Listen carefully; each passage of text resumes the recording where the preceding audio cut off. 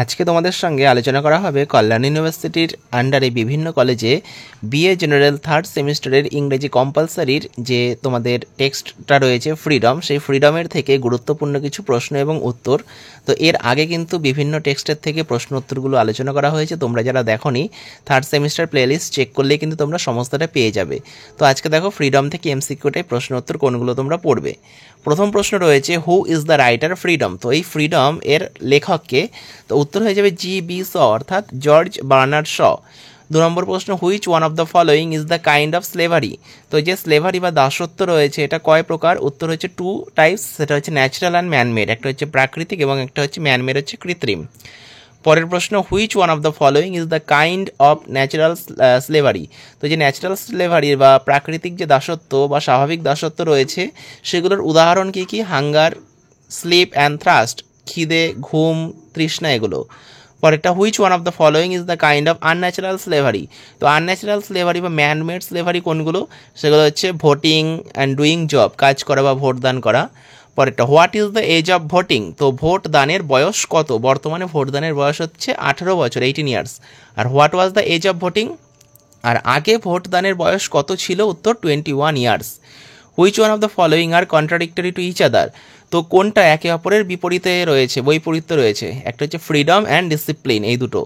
What are the natural job refer to that can not be strict. বলছে কোন প্রাকৃতিক কাজটি আমরা বর্জন করতে পারবো না? উত্তর হয়ে যাবে কি sleeping and drinking.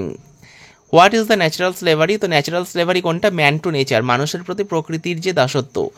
Which loss হবে LAWS restrict our freedom in a civilise society. বলছে কোন কোন আইনগুলো আমাদের স্বাধীনতা লাভে বাধা সৃষ্টি করে? The law of freedom, the law of labour. Who has freedom according to G B. Shaw. তো জি.বি. শর মতে কাদের স্বাধীনতা আছে? উত্তর হয়ে যাবে নো ওয়ান, কারোই নেই। Which job can not be strict by us. তো কোন কাজগুলো আমরা বর্জন করতে পারবো না? উত্তর ন্যাচারাল জব।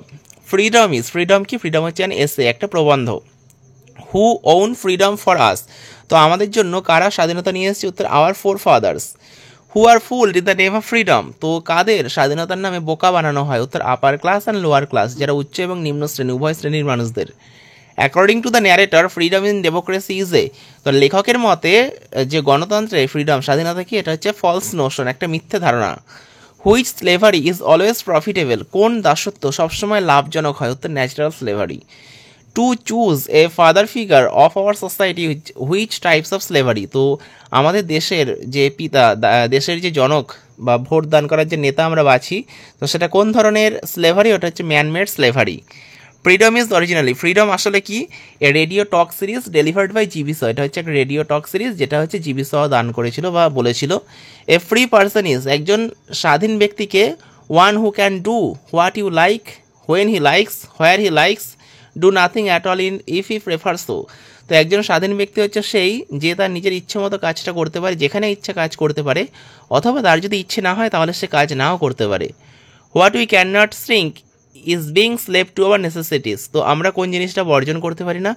আমরা আমাদের প্রয়োজনীয়তার কি দাস, আমরা হচ্ছে প্রয়োজনীয়তার দাস। What has been called additional heavy slavery. কোনটাকে অতিরিক্ত হেভি স্লেভারি বলা হয়েছে? The duty of child bearing and upbringing, একটি বাচ্চা বড় করা বা মানুষ করা। Shaw has classified slavery as man's natural slavery to nature and man's unnatural slavery to man. তো শ দুটো ভাগে ভাগ করেছে স্লেভারিকে, একটা হচ্ছে ন্যাচারাল স্লেভারি বা প্রাকৃতিক দাসত্ব যেটা প্রকৃতির প্রতি, and man's unnatural slavery to man, আর একটা হচ্ছে কৃত্রিম দাসত্ব যেটা হচ্ছে মানুষের প্রতি মানুষের। What according to Shaw is a matter of regret regarding the role of government. তো সরকারের যে কাজ বা কর্তব্য রয়েছে সেই ব্যাপারে শ কোনটা শোচনীয় বলেছে? They enforce your slavery and call it freedom. তারা তোমাদের ওপর দাসত্ব চাপিয়ে দেয় আর তারা এটাকেই বলে স্বাধীনতা। Shaw has describe slavery of man to nature as. তো শ বর্ণনা দিয়েছে যে দাসত্বকে মানুষের প্রকৃতির প্রতি, সেটা হচ্ছে কি? As hateful to the body and the spirit. Who opine that no man is good enough to be another man's master. এটা কে বলেছে? উত্তর Karl Marx. Women enfranchisement refers to. তো মহিলাদের এনফ্র্যাঞ্চাইজমেন্ট বলতে কী বোঝানো হয়েছে? রাইট টু কাস্ট ভোট, ভোটদানের অধিকার। Title lady refers to, title lady কাদের বলা হয়েছে? Ladies with much wealth, recognition and fascinating personality. তো যেই সব মহিলাদের প্রচুর সম্পত্তি রয়েছে এবং দেখতেও চমৎকার পার্সোনালিটি, ব্যক্তিত্বের অধিকারী, তাদের বলা হয়েছে title lady. Freedom of one's is restricted by. তো মানুষের স্বাধীনতা কীভাবে বাধাপ্রাপ্ত হয়? The laws of the particular land, সেই দেশের যে নির্দিষ্ট জায়গার যে আইন কানুন রয়েছে সেই আইন কানুনের দ্বারা। What is trade unions weapon? তো যারা ট্রেড ইউনিয়নের হাতিয়ার কি হচ্ছে? স্ট্রাইক, ধর্মঘট। What do lazy people do? They make human as slave and they make animals as slave. তো যারা অলস ব্যক্তি তারা কী করে? মানুষদের এবং প্রাণীদের দাস বানায়। How do lazy people make other as their slave? তো কীভাবে মানুষ অন্যদেরকে দাস বানায়? Forcefully by fraud in the name of religious duty. তো হয় ফোর্সফুলি জোর করে বানায় বা কোনো ফ্রড করে, অথবা ধর্মের নামে।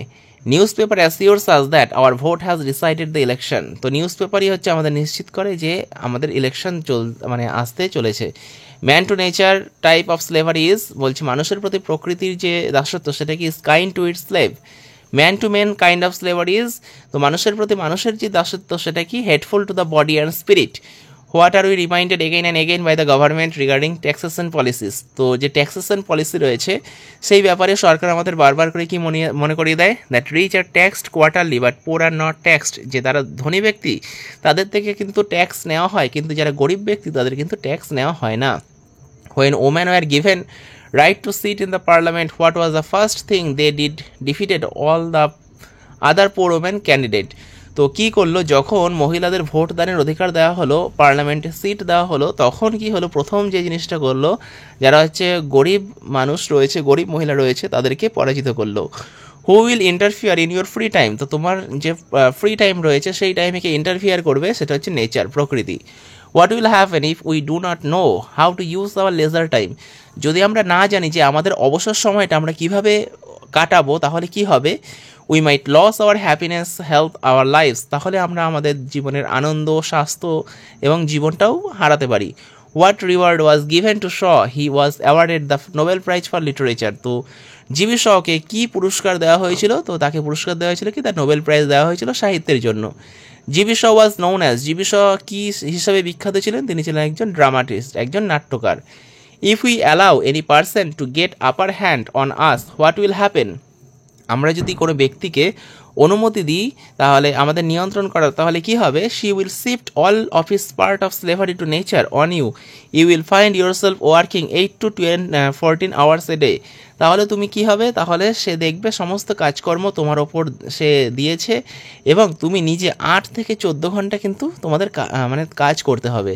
তো তোমরা ফ্রিডম থেকে এই প্রশ্নগুলো পড়ো। আর যারা মনে করছো থার্ড সেমিস্টারের বিভিন্ন বিষয়ের সাজেশন এখনও পর্যন্ত সংগ্রহ করোনি, তো তোমরা স্ক্রিনে দেওয়া নম্বরে যোগাযোগ করো। তোমরা কিন্তু জেনারেল কোর্সের বিভিন্ন বিষয়ের সাজেশনগুলো পেয়ে যাবে, বাংলা, ইংরেজি, ইতিহাস, রাষ্ট্রবিজ্ঞান, শিক্ষাবিজ্ঞান, দর্শন এবং বাকি যে বিষয়গুলো রয়েছে সমস্তটাই কিন্তু তোমরা পেয়ে যাবে। তো বিষয়গুলো সংগ্রহ করার জন্য স্ক্রিনে দেওয়া নম্বরে যোগাযোগ করো। অথবা তোমরা যারা মনে করছো এই ইংলিশের এই কম্পালসারি পেপারের MCQ টাইপ প্রশ্ন উত্তরগুলো তোমরা সংগ্রহ করবে, তো সেক্ষেত্রেও তোমরা স্ক্রিনে দেওয়া নম্বরে 100 টাকা পেমেন্ট করে হোয়াটসঅ্যাপে তার স্ক্রিনশট পাঠাও। তোমাদের এই PDF কপিটি পাঠিয়ে দেওয়া হবে। এর মধ্যে তোমরা কিন্তু সমস্ত MCQ টাইপ প্রশ্ন উত্তর সব টেক্সটের থেকে পেয়ে যাবে। তো ভিডিওটা শেষ পর্যন্ত দেখার জন্য তোমাদের কিন্তু অসংখ্য ধন্যবাদ।